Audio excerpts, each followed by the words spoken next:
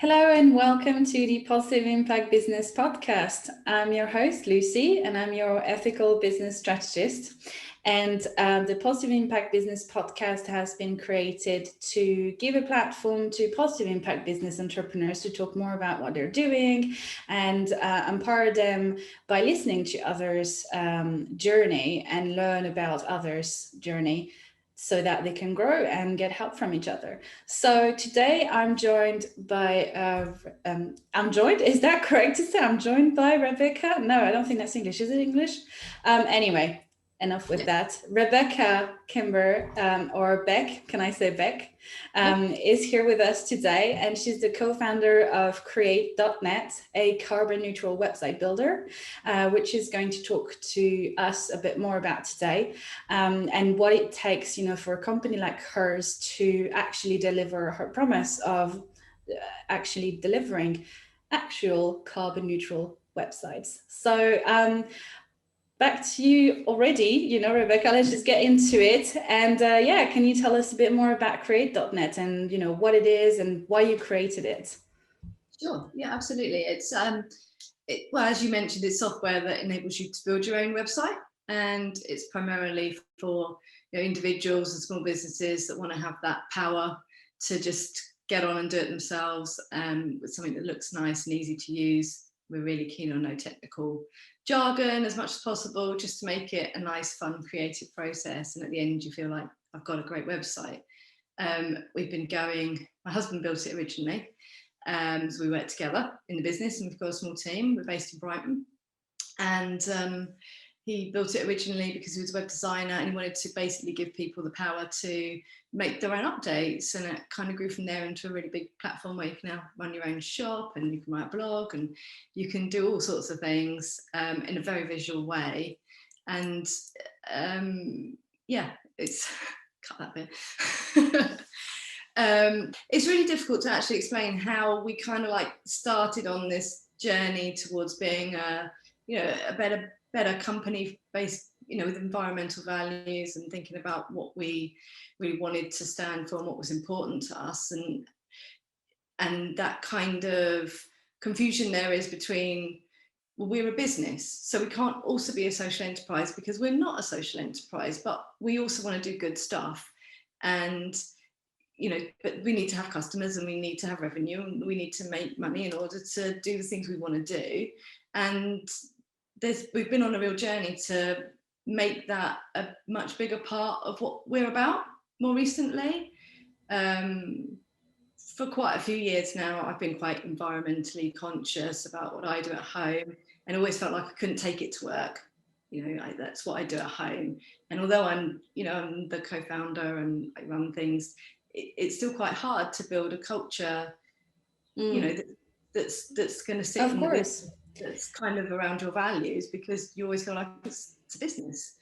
And I feel a lot of people that are listening today are definitely resonating with that. I definitely relate to what you're saying, because when we start so let's take a step back. We're in a society that's been for about 50 odd years going through capitalism. Like, that's been what we know. Then neo-capitalism, which is even harsher, and it's all about who's the biggest, who's going to eat who. If you're not being eaten, you'll eat the others, and vice versa.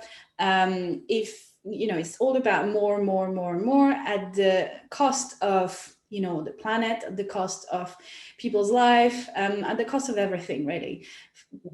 For something, we don't really know why we do that, but that's just how the world has been going on. Yeah, so 3% growth, isn't it? We need 3% growth every year. Well, we don't. The planet isn't getting 3% bigger every year. Yeah. So that's the society we've been evolving inside of.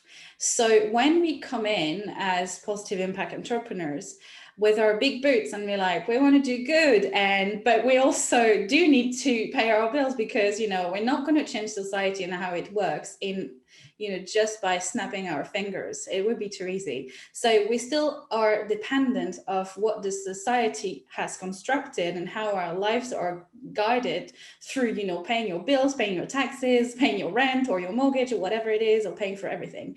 So there's always that kind of internal conflict between, I want to do good and I want to do it through a business because I think there's an opportunity to do a business here. And then we're like, is it compatible? Is it compatible to do good and do business? Yes, it is. It is. But it is a mindset that even if it's at the heart inside of us, it can be difficult to actually embrace that mindset because of that environment we are evolving in that constantly reminds us that this is not the norm, right? So why would it work? But what's the norm, right? We are defining the new norm. So yeah, so I'm sure a lot of us can relate to what you just said. Yeah, well, that's good to hear, because it does feel a bit like maybe, especially with this kind of stuff, that, sort of talking about these things and you're not really sure how they're actually being received, because, you can sometimes, especially on social media, well, I haven't had kind of like the things I've heard from other people where you get a lot of backlash from people about the things you're doing. But at the same time, when you start to talk about these things, people are like, well, why aren't you talking about what you're doing in your business? Or I want to hear about these things. And it's difficult to know if it's actually resonating with people, because we're all exposed to these global warming stories and what's going on the planet, and I think that lots of people are really, really scared, and we're not talking about it, but deep down they're really scared, because why wouldn't you be? And we're being told about what's going on, but really we don't know what to do about it. And there's so much conflicting information that's going on at the moment that's kind of like why I've taken this, like, well, I'm going to do what I can do to make it as easy as possible for business owners to know that the thing I do, which is people to build websites, is not harming the planet, or at least I'm doing as much as I can right now to make it that's so. And I feel when we are being told what to do, the list is just so long that it's overwhelming, and it's so overwhelming that it's paralyzing, and we feel stuck and we feel facing a wall. Like, I'm in shock because there's all these horrible things that are happening and I want to do something about it. But at the same time, I'm only human. I'm only myself within my life with all the struggles I have to face every day. And I don't know where to start. So I think it's great that companies like yours exist, because you're giving an easy tool to use, easy to implement in your life. In our case, in the life of an entrepreneur or a business owner, to make simple tweak and changes with minimal effort, really, and have a effectively positive impact on our environment. Yeah, absolutely. I think that's what all, as businesses, I feel like that's the responsibility that we have as business owners, and bigger businesses and smaller businesses. Everybody needs to be helping consumers, because if everybody knows what they're doing, there is big impact. It feels small, doesn't it, when it's just me on my own? But if we all do it, then it does change. And it's just about, as we move forwards and as things come up, we look more at, with any supplier now, it's like, right, okay, well, who are we going to choose to do this with? And this really matters. So we look at these things more clearly, when before we'd just be like, we just use them, they're the cheapest, or they've got what we need. And so we're making different decisions now. And everybody moving forwards, although it's hard, can, as they come up, do that. If I buy my insurance for my house when it comes up next year, maybe I'll have a better look at what's a sustainable provider. It might cost me a little bit more, but if we all pay a little bit more and we all get something that's better. And I think in a lot of aspect, when it comes to sustainability, I don't think it's necessarily more expensive, because sustainability in itself, if you take the word, like, what is the word? The root of the word is to sustain, right? So to use what we have to sustain, and it's like an infinite loop of regeneration, using, and then, you know, recycling and all these kind of things, like using what you have to the limit that you can, so that it can always regenerate itself and keep using it. So that's in itself, it's to sustain. So if you are having a sustainable manner of doing things, then effectively it shouldn't cost necessarily more than unsustainable ways. The problem is, and I've had that conversation, I think, in a previous episode with one of the guests, the problem is it's become so easy, basically, to make cheap and sustainable options, that it's just so easy, basically, to produce unsustainable stuff, and it became the norm for so long. It has been the norm for so long that then sustainability, anything that's labeled sustainable, seems like a big step to overcome, where it actually isn't. No. But yeah. So tell me a bit more, how do you, like, what makes Create different in terms of, you know, how do you, so we were saying, you know, often when it comes to digital sustainability, you know, website sustainability and that kind of thing, I hear a lot of people saying, what does that actually mean? You know, for me, in my understanding of it, it's about understanding everything that makes a website working, right? So you're going to have, you know, energy that is going to be used to power servers, to power the new website and that kind of thing. So it's that kind of like chain of events, and where are they happening and how are they working together so that my website works and is also sustainable. So how do you do that with Create, like, if that's not top secret? I'm sure I could share some of that. Basically, what we Create's built with lots of different suppliers, you know, hosting providers and CDNs and things that we buy from other people. And we've been through and systematically looked at all the providers that we're using. And, you know, the really big core bits, they're mostly renewable, but we've got some that is sort of energy credits afterwards, but I know that they're on a path to be renewable, and, you know, we're monitoring where they're going with those things. So we're doing that. And then we're looking at all the other kind of bits and pieces that we currently use, and where we can't change bits, because things do take time, you know, to swap one provider out and code in something else. It's going to take us time. So we're doing offsetting as well. So we use Ecology to do that, which I know is a popular option at the moment. And we've done some, well, we're doing the offsetting every month of the team. And last year, for our 19th birthday, I bought 40,000 trees, which now seems small compared to what we've kind of purchased now, but also carbon offsets to offset our entire team's footprint for the last 19 years. So we're back with a big spreadsheet and kind of worked it out. And it's rough, so I added some extra trees on, because I can't say for sure exactly what happened 18 years ago. But I've got enough records to kind of take a punt at it. And that's what we need. We all need to do things more like that, because we're all being told, measure it, measure it, measure it. Well, small businesses can't accurately measure it. And actually, it gets in the way of just making good changes. And so we all need to just keep making changes, and then start to measure the bits we really find really tricky at the end. So aside from that, we're obviously doing extra offsetting because we're part of something called the Million Tree Pledge. We're founders of that with 10 other companies, and that's about us planting 1 million trees. So it's great that we're all moving to net zero. We're all trying to get to, actually, you know, we're only offsetting what's the really hardest pieces of our businesses that we can't become carbon neutral for.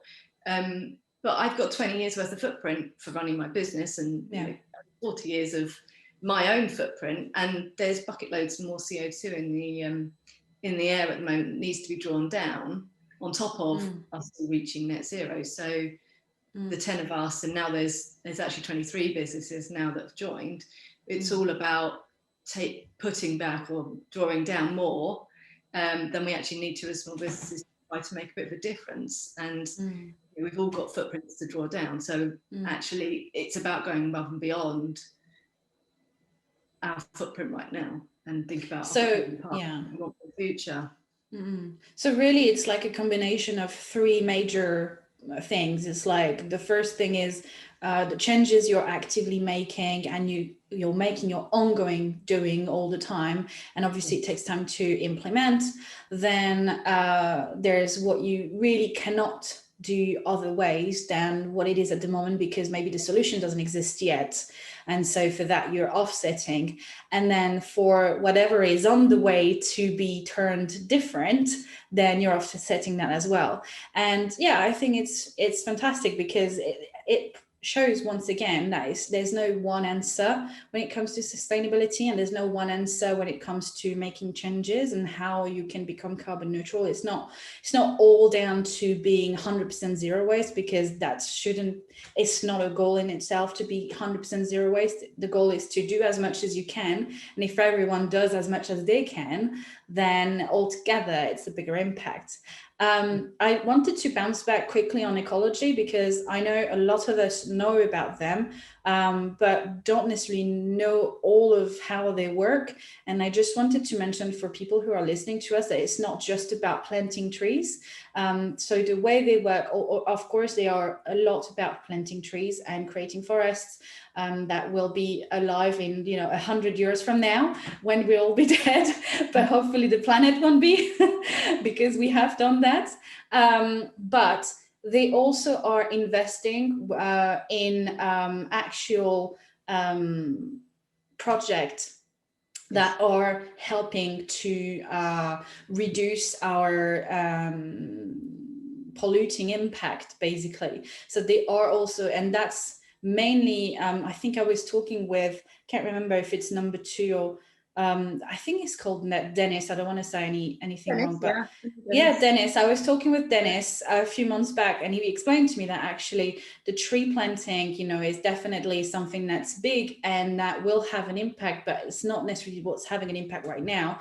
But in order for them to have an impact right now, a positive impact on our ecosystem, is by investing in those projects that are actively working in, cleaning the oceans and that kind of things, so I just wanted to put it out there, because I know there's a lot of people also, there's always that controversy, like planting tree, but like we won't see them before like 100 years. And yeah, you're right, we won't see them before 100 years. But it's not just about planting tree. It's like, again, what I was just saying before, it's not about just one action. It's about the multiple level of solutions that put together makes a bigger picture, basically.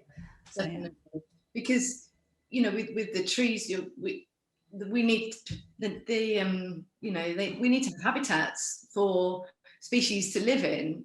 Even if the world does get hotter, we're still going to need to create places for them to live. And I think we've offset now 1,000 tons of CO2. And the way that Dennis describes it to me is, when you do carbon offsetting in that way, it's basically an immediate removal of the CO2 that would have been going in by investing in maintaining rainforests that already exist, that would have been destroyed, investing in renewable energy projects and all those kinds of things. And then the trees, they don't count the CO2 that you're getting from the trees, because obviously it hasn't happened yet. But it's about doing both things, give different impacts, don't they? And so every month when we have our offsetting for the team, money goes into both those things. So as someone who's helping business owner to build carbon neutral websites, what would be your tips to top 3 tips to consider when you start building a website using a platform like yourself, or even just like when you're just starting to consider, okay, I actually need a website, or I need to redo my website, and what do you want people to know from where you stand? I think that the things that people don't talk about so much are actually about thinking about just trimming it down, because the more, if everybody takes 2 images off their website when they have a bit of a refresh, that's 2 images less that are traveling all over the internet. And if you've got 1,000 views of that page every day, then that quickly adds up. And it's not, even though your website's on, if you're hosted with us or another provider and they've got green energy behind them, the energy footprint from the majority of it is going to be at the visitor's end. So if the visitor's not on green energy, they're burning fossil fuels to access your website.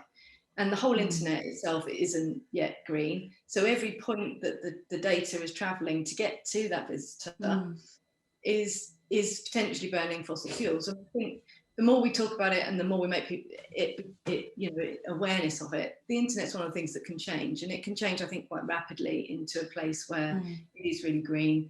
And we're all set to use the internet a lot more than we are at the moment, and all infrastructure investment really should be going in that direction at the moment and in the future. So it's thinking about how much data are you actually transferring to those people, and if you've got 1 million views a day or 20 views a day, they all add up, and so they're all burning fuels that we obviously don't want going into the atmosphere. So thinking about your images, optimizing them, if if you've got lots of them, optimize them to the point where they've still got the quality, but the file size is smaller. Now, our system, to which I will link some website for that, because I remember Chris, one of our members, did a little talk about that, and he did link us with a few websites that you can use to do that very super easily. So I'll link them as well in the video. Right. Yeah, everything's really about big HD stuff, big auto playing videos. And me saying this kind of goes against the grain, but do you really need a video that's going to auto play on a loop constantly while someone's there, and that person's got no choice about watching it, and that's being delivered across the internet?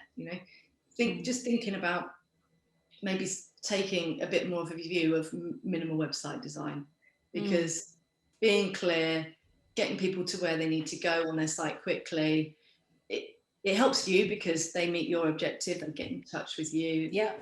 Do what the action you want them to do at the end of the day on the site, and it means less pages viewed or less moving around trying to work out where to get to. So it's simple stuff really that can help, that everybody can do.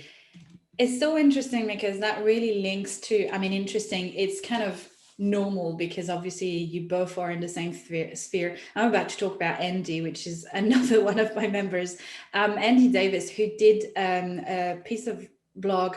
So he read my blog about the AIDA process. So attention, interest, desire, and action in terms of copywriting, and he transferred that to sustainability, digital sustainability, and sustainable websites. And he says roughly the same thing as you just said. But what I find really interesting in this kind of idea is that for so long we've been hearing marketers and people telling us we need to keep the customer as long as possible on your website.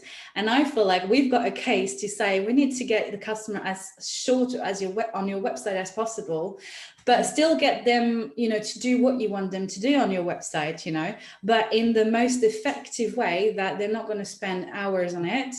Minutes, probably not hours, but not minutes on it, because at the end of the day, you don't know which provider they're using for their internet connection. And as you said rightly, the negative impact of what going online is from the user, not from the provider. So not from you providing a website, but from your customer watching your website. So I find so interesting that there's kind of a case for saying, actually, now is the era of I need my customer to be as little as possible on my website, but as efficiently as possible, so that, it doesn't cost the earth. And it's so interesting. I just love it. Yeah, it ties to that whole thing where we're so short of attention as well, though, and 100%. Yeah. We need, why should I work with you? Help me make a decision. I really want to make a decision, but really I've spent all day making decisions and now I'm tired and I've got to this thing, it's the last thing on my list. Help me make that decision that this is the right thing for me, and do it quickly and succinctly, because and that's what your website should do. It shouldn't Yeah. So often you see these websites and they don't, and you can feel as the end user that you've got to kind of work out what it is that they're But do you know why? Do you know why? That's where someone like me step in and, you know, tells everyone off. But that's because a lot of us, I mean, I've been guilty of this myself, even if I know it, you know, even if I know it's a mistake. It's just being human. That's just what makes us human. But you need to be aware of it. You can't talk to everybody. You just cannot talk to everybody. And if you're trying to talk to everybody, you end up speaking to nobody because you're being too broad, too generic.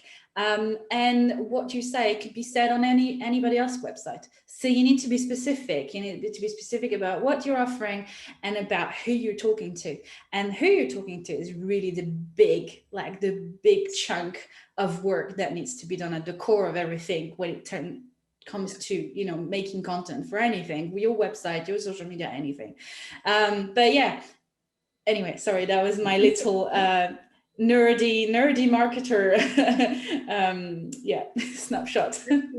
I completely agree. You know, it's the thing that lots of people don't, that, you know, you can't, it's that whole thing, isn't it? You can't be all things to all people, and you definitely can't do it in 5 or 6 words on your website as a headline and to capture that's going to speak to everybody. So you shouldn't really try. We've got, I was just going to say a couple of other bits about the sorts of things that we do in regards to making your website more efficient. So, sure. You know, and there are other providers that do them as well, but it's definitely worth looking at. And you know, if you're not sure about if you're on, to start with, if you're not sure if you're on green energy, we've got a quick tool that you can use on our website where you put your website address in, and it'll tell you. Where you can go to our website, which is www.create.net/eco-checker, and pop it in, and it'll tell you if it's there or not. We'll put the link as well. Yeah, and then if it comes back and it's not, well, drop your provider an email. You know, we all need to get on the case of our providers. I want you to do this. If enough people email in, they're going to start thinking about it, and eventually it becomes the norm. You know, where your gas and electric now, British Gas have got it, they're all renewable, you know, and before it was just like, it was the outliers. Well, the same can be done on the internet. There's no reason why. Yeah, and I think you're too right. I think you should, if you're really concerned about this and you really want to find ways to change these things, aside from making the changes yourself, I think you're too right. You should definitely talk to your providers and any of your suppliers, really. I had a call, I think it was a few months back, when I bought a bunch of domains when I thought I was going to make a website, and then 6 months later I still haven't done a website. And you know what I'm talking about. But joke aside, these guys, they called me and they were like, oh, you know, we can help you build a website for that much, and it's like it's cheap and everything. And they were like, oh, it's cheap, you know, it's all because we're still in that world, you know, of competing for the cheapest.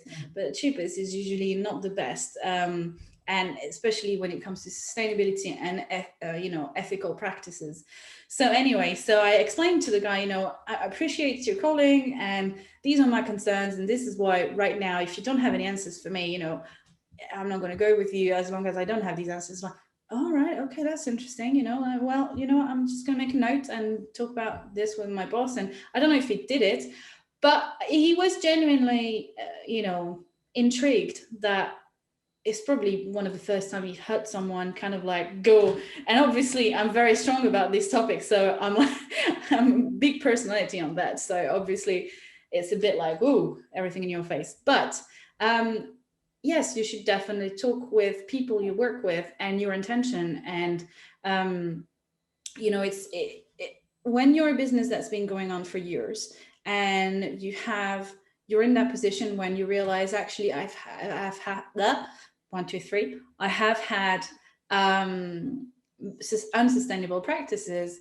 And I want to make a change in that, you know, but I do have these suppliers, you know, they're a family, I know them for that many years and it's hard, I don't know. Well, talk about it with them and see what they think, you know, maybe you can help them make the changes they need to change so they can help you make the changes you want to make. So it's, I mean, I think it's all about really helping each other, lifting each other to make that happen rather than who's doing it the best. right? I think it's really that community spirit that we need to help one another make it better, rather than bashing on those who are not doing it well. And those, I mean, there will still be people we bash on because they definitely don't want to make the changes, and they're very aware of it. And I won't name anyone, but there are many out there. But yes, I think it's all about trying to do your best and helping others to do their best, and keep the awareness up, like Yeah. doing things like what we're doing today, having this chat and putting it out there and having people to listen to it, and slowly and gently but surely, changing the way things are done, for better. Definitely. And like I said before, when we were talking earlier on, some of the time, the things that we're doing, when you hear people talking about greenwashing, people could be like, well, you're not sorting out the problem, you're just greenwashing stuff. And that's not what we're doing, because we're working towards being green, but we're doing above and beyond. The military pledge, people could go, well, that's greenwashing, because actually you haven't done everything else yet. And we need to get away from that kind of like, I have to do it in this set order, and or I'll feel bad about it because I have to have all my ducks in a row. Because actually businesses, we can't wait 5 years while people get all their ducks in a row and they fix everything else. We need people taking more drastic action that is just like, well, actually I will just start planting trees, or I will just start investing in seeds, or I'll do this, or I'll do that, and I won't worry too much about having done absolutely everything in my business, because that is going to take time. And in any case, whatever the topic, you will never have done everything. And there will always be, and once you've achieved one goal, there will be another, and etc., milestone after milestone. Once you achieve that much, then you have other problems you need to sort. Other challenges comes in. So it's not like an end game, as we say. It's like an ongoing journey. And for the case of greenwashing, I think it's really about differentiating, talking about being green without the intention of being green, just because it's trendy and just because we are aware that consumers are becoming more aware of it and want to have more sustainable options, and actually doing the implementation and being honest about it. I would find it very honest and trustworthy, for a company to have a page on their website or somewhere that says, this is where we're heading, this is what we're trying to do, this is what we haven't done yet, that's what we're doing right now, that's what we'd like to do in the future, and that's kind of like where we are. So we're doing what we can, so that's where we are, that's what we can do right now. And just be transparent about it, and there's no harm in that. There's absolutely no harm in that.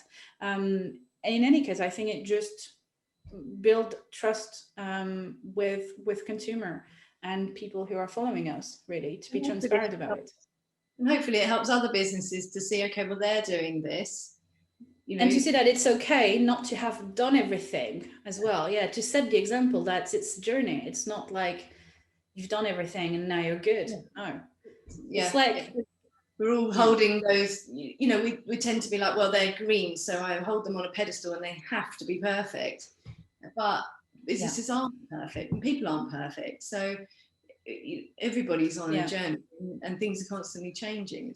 It's having the right intent and taking the actions that you can take as much as you can take them at that time. Yeah. And spoiler alert, you said that just a second ago, but we're just human as well. Like, let's be kind with ourselves. Like, we're just human. We're not machines. Like, we're not like super computer who can calculate like the exact carbon footprint we have. Like, no, it takes time. And, as I said, we're just human. So we need to be as well kind with ourselves, and not just like pressuring ourselves to just do much more, and because then you go into a toxic zone. That's what we're trying to fight against, so you're just going back into that toxic behavior. So but anyway, and like as an example, if someone wants to go and they want to spend some of their charitable money that they've raised or something, and they want to go and spend it on buying some seaweed or something like that, we should see those as just good deeds, rather than that's part of their sustainability and then sort of be like, but hang on a minute, they're not doing X, Y, and Z. It's just like, well, actually, maybe that's just a, it's a standalone thing that they've done. It's not part of green policy. So that we're not kind of like associating the two together too much, because I think people are going to end up sort of being put off of doing things that we all know we should actually just be doing as much as possible. No, I agree. Well, Beck, I don't know if you've got anything else you want our listener to know about as right this second. If you want to wrap up or tell us something else, now is your chance. I just thought I'd just say, like, I'm always happy to chat with people about websites, and I'm sure, Lucy, you're going to put my contact information into the podcast. People can connect with me on LinkedIn, drop me a message, that kind of thing. Always happy to offer my advice. And, even if we're not the right solution for a website, I can always point you in the right direction for some other providers and, help out. Definitely. Awesome. Well, Beck, thank you very much for being with me today. I think we've learned a lot, and definitely connect with Beck on I was going to say Instagram, on LinkedIn, where she is quite present. And we'll put your details in the description so people can find you and get in touch with you as well. Keep an eye on the Positive Impact Business podcast and community, because there are some stuff are going to happen in the near future with Beck. So keep an eye out if you're in need for a new website, carbon neutral website. Well, have a great afternoon. I'll leave you to your next coming meeting. And it was a pleasure to have you and have this chat with you today. And I'm sure we can have another one very soon as well. I'd like that very much. And thank you very much for having me. Awesome. Thank you very much. Bye-bye, Beck.